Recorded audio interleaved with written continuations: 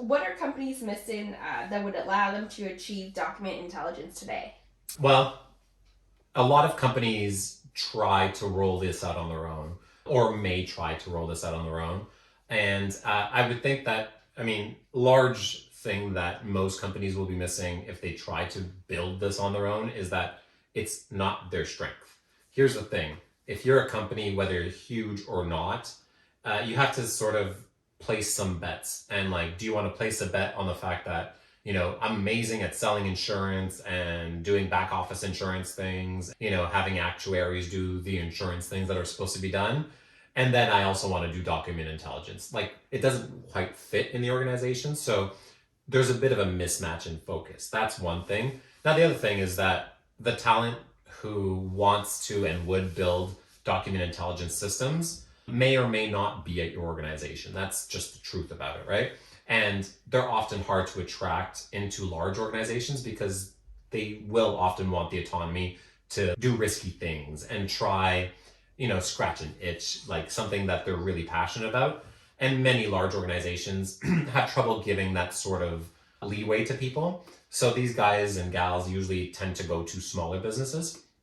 So there is a bit of a talent gap or mismatch in large organizations versus small that could do this.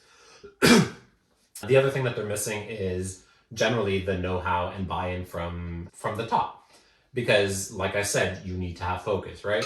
So without the focus, it's hard for you to maximize the output of your division, department, whatever it is, which means that your executives are probably going to look at you and ask, why are you even bothering with this document intelligence thing? Why are you doing this for us internally?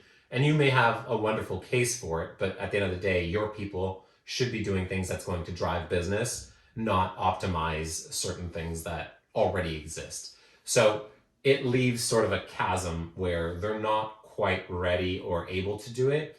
And really, they should just buy this. We've seen a multitude of sort of like innovation departments. It's usually an innovation department. That's usually what they end up being. So they pick out some of the better data science people, software development people, product managers, and they stick them in a room within a large organization and they try to make it so that they innovate.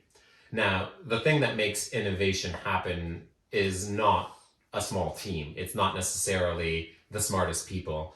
It's a multitude of things. And there's never really been an innovation department that nailed it. So it's often very difficult to do.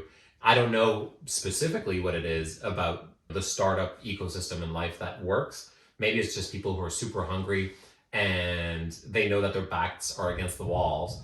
And if they don't nail this and do it right away, they may not have a paycheck going forward. Whereas at that large organization, if you don't nail it in your innovation department, you'll just go back to your old department. So there maybe isn't that hunger.